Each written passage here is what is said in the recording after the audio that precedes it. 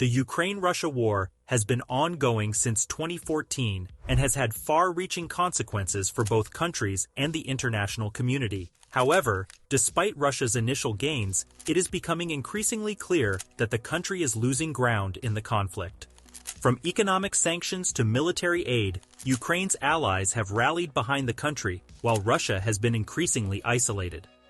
However, this might not be public news to the people of Russia, as Vladimir Putin's propaganda machine has been working overtime to sell the Ukraine war to the Russian people, and the methods being used are nothing but shocking. From twisting historical facts to spreading conspiracy theories, the Russian government has created a narrative that paints Ukraine as the aggressor and justifies Russia's actions in the region. And sadly, despite the mounting evidence that suggests the opposite, many Russians still believe the official version of events. So what exactly is the official story? How are so many deceived by it? And how does this affect the country and the world as the war escalates further? In today's episode, we'll be uncovering the shocking ways Putin sells the Ukraine war to his people. In February 2022, Russia shocked the world in a way we never could have expected as the country invaded and occupied parts of Ukraine, escalating the Russo-Ukrainian War that started in 2014.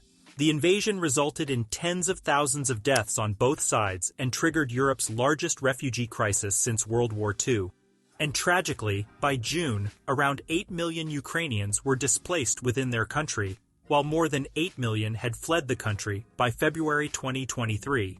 Although sudden, this war has been years in the making, as it began when Russia annexed Crimea in 2014 and supported the separatist groups in the Luhansk and Donetsk oblasts of Ukraine's Donbas region, leading to a regional war. In March 2021, Russia began a military buildup and amassed up to 190,000 soldiers at Ukraine's borders, and on February 24, 2022, the invasion began. The invasion was met with severe reactions as the international community widely condemned it, and many countries imposed sanctions on Russia and provided humanitarian and military aid to Ukraine. This is the official story of the Ukraine-Russia war that a majority of the world is familiar with. However, it seems that the story might not be the same everywhere, as Russian officials have twisted the narrative and created something truly crazy that is now fed to the people of Russia as the truth behind the Ukrainian invasion. Every year, the city of Volgograd takes a step back in time to commemorate the pivotal battle that repelled the Nazi assault on the Soviet Union. For a brief moment, the city's Soviet-era name, Stalingrad, returns, and the citizens are truly proud of what their country has achieved. But this year, the commemoration went further than a simple name change, as Russian authorities unveiled a bust of the notorious Soviet dictator, Joseph Stalin, and paraded soldiers dressed as secret police, all in a bid to highlight the parallels between Russia's past and present. After which, Russian President Vladimir Putin delivered a speech on February 2nd during the commemoration, where he warned of the continued threat posed by the collective West and compared it to the past aggression of Nazi Germany. "It's unbelievable but true. We are again being threatened by German Leopard tanks," he said. The commemoration was a stark reminder that the lessons of the past are still relevant today, and that Russia continues to view itself as a nation under siege. However, this cannot be further from the truth, as this time Russia is not the oppressed, but has taken a wrong lesson and become the oppressor of their immediate neighbor. But why exactly would Putin refer to the war that claimed the lives of more than 20 million Soviet citizens? Why would he refer to World War II? And most, why claim to still be attacked? Well, the answer is simple. He needs to sell a war. See, for Russian President Vladimir Putin and the good people of Russia, the memory of World War II holds a special significance, as it is known in Russia as the Great Patriotic War, during which millions of Soviet citizens lost their lives trying to protect their country.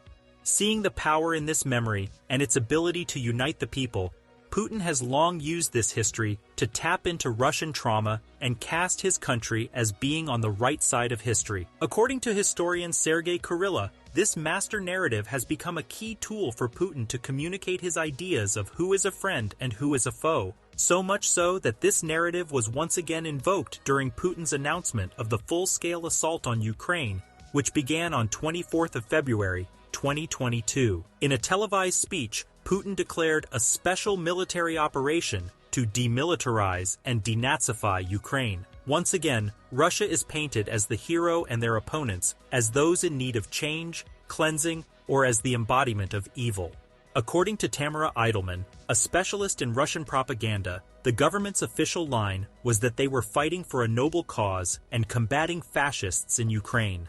However, this line didn't seem to sit right with the citizens of the country, as many of them were left in confusion as to what the officials meant. When asked by the Russian website 7x7 to explain what the term denazification meant in the initial days of the conflict, one man replied that it meant treating people of different ethnicities with respect, respecting different languages, having equal access to the law, and freedom of the press. This alone showed that a good number of the citizens had no idea what exactly was happening and had no say nor understanding in the war and the supposed denazification of Ukraine.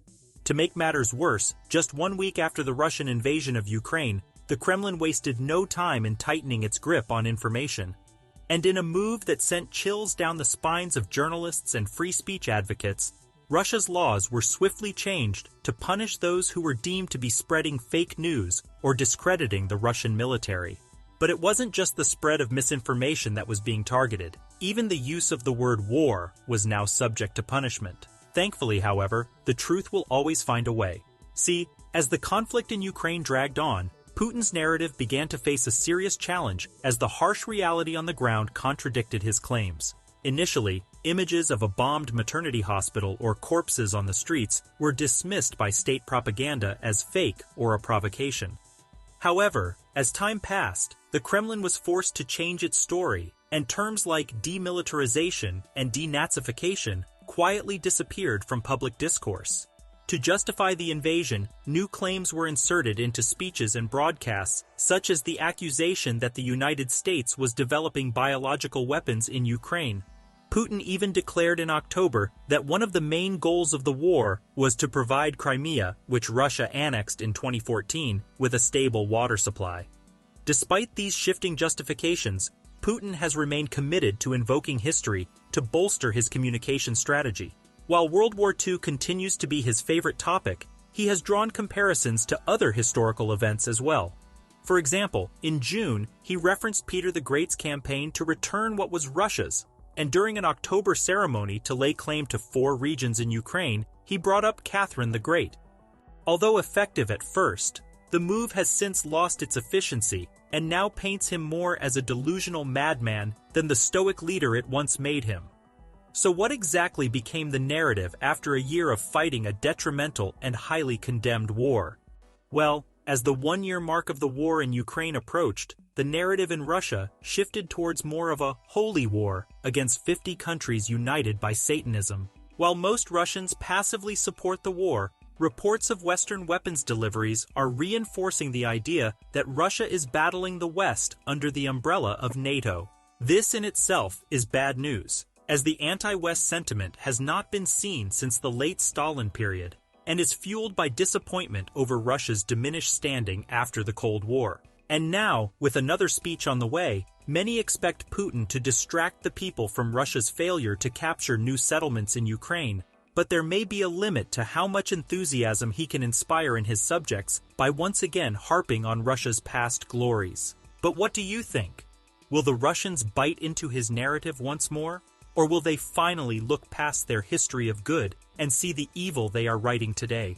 Let us know in the comment section below. And if you liked the video, why not give it a like and subscribe? And while you're here, why not check out this video on why the world is trying to stop Russia's evil Wagner group? Until next time, bye.